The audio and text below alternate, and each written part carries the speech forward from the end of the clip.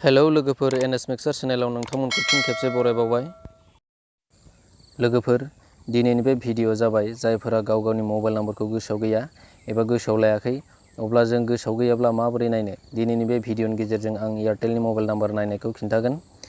नोंथाङा दासिमबो चेनेलखौ subscribe खालामाखैबा subscribe खालामनानै लादो आरो खाथियाव थानाय बेल आइकनखौबो दामनानै होदो, जाहाथे आं गोदान भिडिअ लानानै फैब्ला नोंथाङा बयनिख्रुइ सिगांग्रो नुनो मोनो।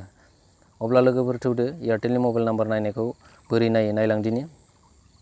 बेवहाय जोङो एयारटेलनि मबाइल नाम्बार नायनायखौ जोङो मोननै कड डायल खालामनानै जों नायनो हायो।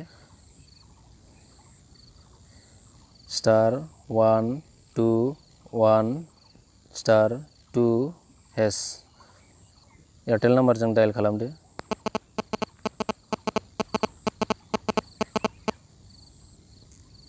दसे नेनांगौ। नै फैबाय, नैबे मबाइल नाम्बारा फैबाय आरो बे मोनसे। बेनिफ्राय आरो मोनसे कड नाम्बार दंबावो, *121*9#। डायल खालामदो।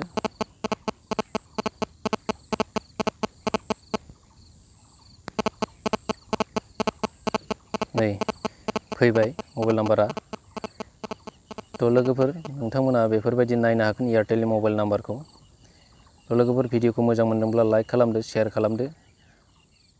Thank you.